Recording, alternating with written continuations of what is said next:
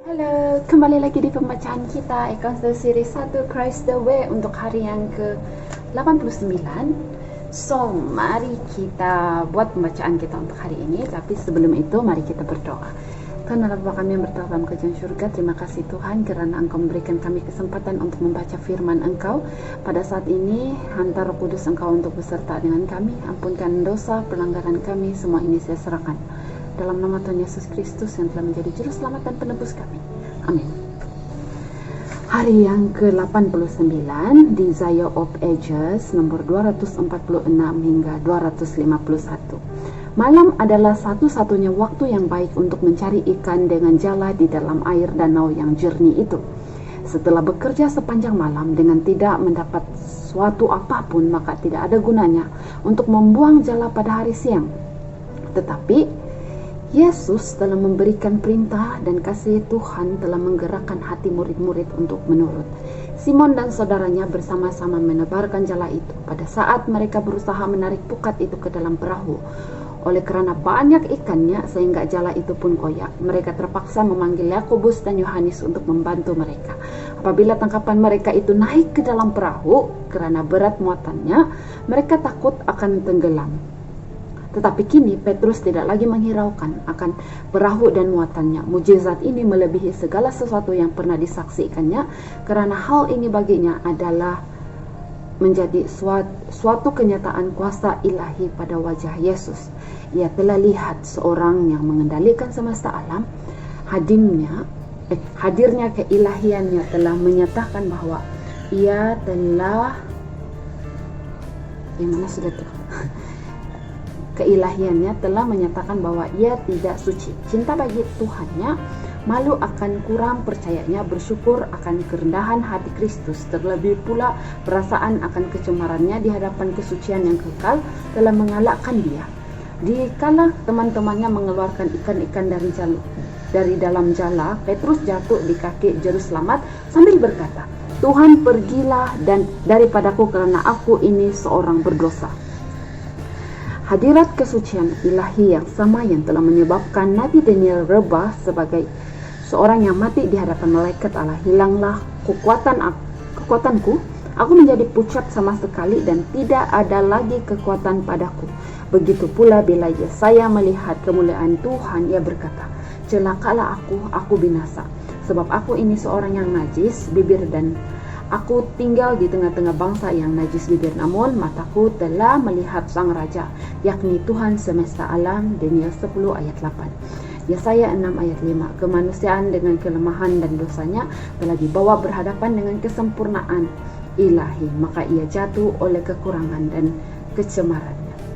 Demikian pula jadinya dengan segala orang yang diberikan kesempatan melihat kebesaran dan keagungan Allah.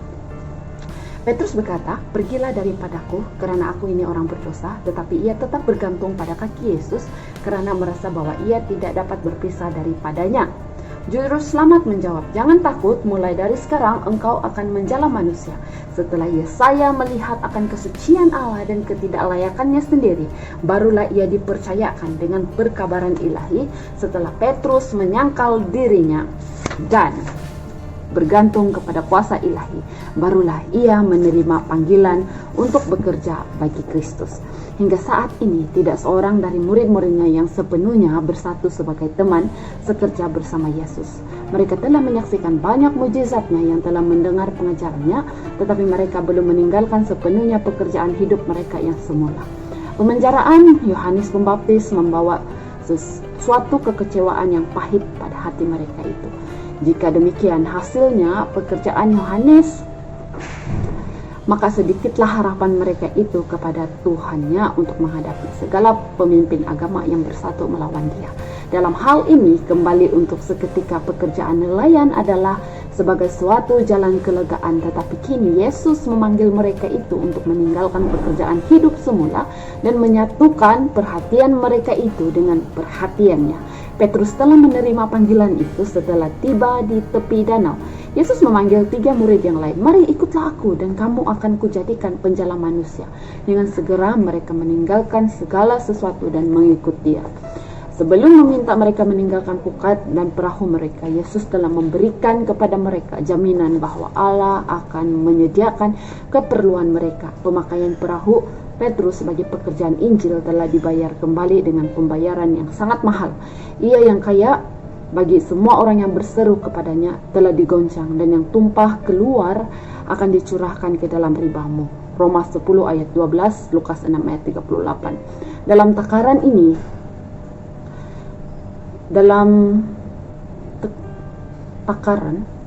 ini, ia memberi upah pelayanan murid-murid, dan tiap-tiap pengorbanan diberikan kepada karunia-Nya yang melimpah-limpah sesuai dengan kebaikannya. Efesus 3 ayat 2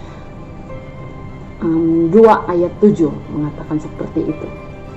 Selama malam yang sedih di atas danau, bila mereka terpisah dari Kristus, murid-murid sangat ditekan oleh perasaan kebimbangan dan letih karena usaha yang tidak berhasil. Tetapi hadiratnya menyalakan iman mereka dan membawa kepada mereka kesukaan dan kemajuan. Demikian pula dengan kita, jika terpisah dari Kristus, maka pekerjaan kita akan sia-sia dan mudahlah untuk tidak percaya dan bersungut-sungut. Tetapi bila Ia dekat dan kita bekerja di bawah petunjuk-Nya, kita bersuka-suka di dalam bukti kuasa-Nya. Adalah pekerjaan setan untuk mengecewakan jiwa, adalah pekerjaan Kristus untuk mengilhami jiwa itu dengan percaya dan pengharapan.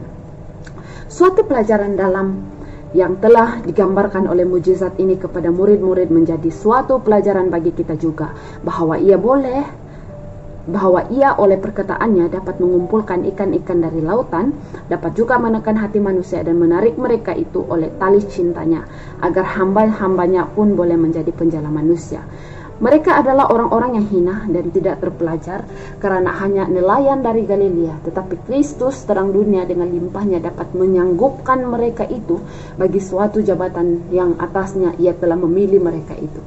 Juru selamat tidak memandang rendah akan pendidikan, karena apabila seorang dikendalikan oleh kasih Allah dan diabadikan bagi pekerjaannya, pikiran itu menjadi suatu berkat. Tetapi ia melewati orang-orang pintar pada zamannya, karena mereka itu hanya bersandar pada diri mereka sendiri, sehingga mereka tidak dapat merasakan penderitaan manusia dan menjadi teman sekerja dengan orang yang dari Nazaret itu. Dalam kesombongan mereka merasa hina jika diajar oleh Kristus. Tuhan Yesus mencari kerjasama mereka yang akan menjadi saluran yang tidak akan pecah bagi hubungan anugerah-Nya. Hal utama yang patut dipelajari oleh seorang yang akan menjadi pekerja bersama Allah adalah pelajaran tentang tidak bersandar pada diri sendiri. Lalu mereka bersedia untuk diberi tabiat Kristus. Hal ini tidaklah didapat oleh pendidikan dalam kebanyakan sekolah ilmu pengetahuan di dunia ini. Buah-buah kebijaksanaanlah yang didapat dari guru ilahi sendiri. Yesus memilih nelayan yang tidak berpendidikan karena mereka tidak disekolahkan dalam tradisi dan adat istiadat yang salah pada zaman mereka itu. Mereka adalah orang-orang yang sanggup karena pembawaannya, dan mereka rendah hati dan mudah diajar, orang-orang yang dapat dididiknya bagi pekerjaannya. Dalam langkah hidup yang biasa, banyak orang yang dengan sabar melakukan pekerjaan hidup sehari-hari, tidak menyadari bahwa ia memiliki kuasa yang jika digunakan akan mengangkat dia pada suatu taraf yang sama dengan orang yang dihormati oleh dunia. Jamahan tangan diperlukan untuk membangkitkan kesanggupan yang masih terpendam. Orang seperti itulah dipanggil Tuhan untuk menjadi teman pengerjanya, dan diberikannya kepada mereka itu kesempatan bergaul dengan dia. Tidak pernah ada seorang besar di dunia ini seperti dia. Apabila murid-murid selesai mendapat pendidikan dari Juru Selamat, mereka tidak lagi bodoh atau tidak berpendidikan. Mereka menjadi seperti dia dalam pikiran tabiat, dan orang lain pun menerima pengetahuan yang telah mereka peroleh dari Yesus. Pekerjaan pendidikan yang tertinggi bukan hanya untuk menghubungkan pengetahuan, tetapi untuk memberikan tenaga yang penting yang diterima melalui hubungan pikiran dengan pikiran, jiwa dengan jiwa. Hanya hidup yang dapat menghasilkan hidup. Maka alangkah luar biasanya kesempatan mereka itu, yang selama 3 tahun tiap-tiap hari berhubungan dengan hidup ilahi, dari mana mengalir tiap-tiap tenaga pemberi hidup yang telah memberkati dunia ini, melebihi segala kawan-kawannya. Yohanes murid yang kekasih menyerahkan dirinya kepada kuasa hidup yang ajaib itu. Ia berkata, hidup itu telah dinyatakan dan kami telah melihatnya. Dan sekarang kami bersaksi dan memberitakan kepada kamu tentang hidup kekal yang ada bersama-sama dengan Bapa dan yang telah dinyatakan kepada kami, karena dari kepenuhannya kita semua telah menerima kasih karunia demi kasih karunia. 1 Yohanes 1 ayat 2, Yohanes 1 ayat 16. Pada zaman rasul-rasul Tuhan tidak ada sesuatu yang membawa kemuliaan kepada diri mereka itu. Nyatalah bahwa kemajuan pekerjaan mereka terserah pada Allah.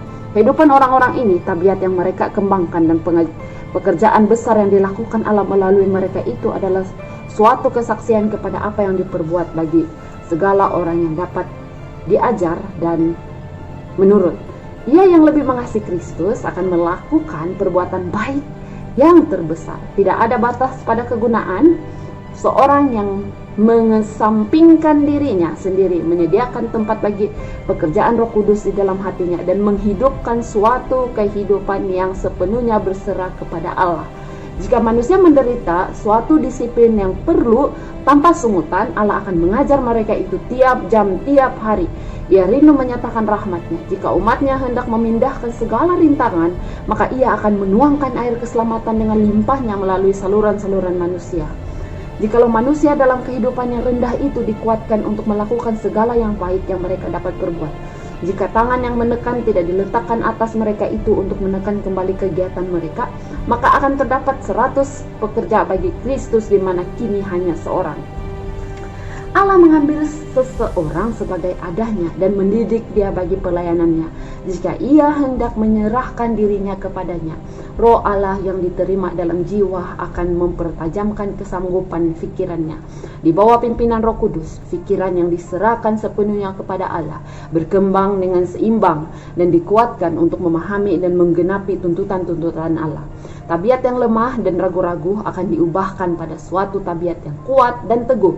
Penyerahan yang terus-menerus membangunkan suatu hubungan yang begitu dekat antara Yesus dengan murid-muridnya, sehingga orang-orang Kristen menjadi seperti dia dalam pikiran dan tabiat. Melalui suatu hubungan dengan Kristus, ia akan memiliki pandangan yang lebih jernih dan lebih luas. Penglihatannya akan lebih tajam, perkembangan tabiatnya akan lebih seimbang. Ia yang rindu bekerja bagi Kristus, pikirannya dipertajam oleh kuasa pemberi hidup, yaitu matahari kebenaran, sehingga ia sanggup menghasilkan banyak buah bagi kemuliaan Allah. Orang yang berpendidikan tertinggi di dalam bidang kesenian dan ilmu pengetahuan telah mempelajari pelajaran yang indah dari orang Kristen di dalam kehidupan yang rendah yang dinyatakan oleh dunia sebagai orang yang tidak terpelajar. Tetapi murid-murid yang bodoh ini telah mendapat pendidikan mereka di dalam sekolah yang tertinggi. Mereka telah duduk di kaki dia, berbicara seperti belum pernah seorang manusia berkata seperti itu. So, sampai di sini saja pembacaan kita hari ini. Jangan lupa bersama dengan saya esok untuk hari yang ke-90. So, okay. So, ingat bahwa kita jangan kita bersandar pada kekuatan diri kita sendiri ataupun pengetahuan diri kita sendiri saja, tetapi kita harus bersandar kepada Tuhan.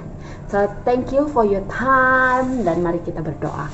Ya Tuhan Allah Bapa kami yang bertak dalam kerajaan surga, terima kasih Tuhan Engkau telah memberikan kesempatan untuk pembacaan hari ini. Dan ya, kami mendapat sesuatu dari pembacaan kami, terutama sekali kami tidak harus bersandar pada pengetahuan kami sendiri, kami tidak harus bersandar pada kekuatan kami sendiri, melainkan hanya padamu kami bersandar. Seterusnya hanya kepadamu kami bergantung kebijaksanaan untuk terus membantu Engkau dalam pelayananmu dan penginjilanmu. Terima kasih Tuhan karena Engkau sudah menyertai kami dan memberikan pelajaran yang indah untuk dibaca hari ini. Ampunkan dosa pelanggaran kami, semua ini saya serahkan dalam nama Tuhan Yesus Kristus yang telah menjadi juru selamat dan penebus kami. Amin. So thank you and see you again in my next video. Bye. God bless.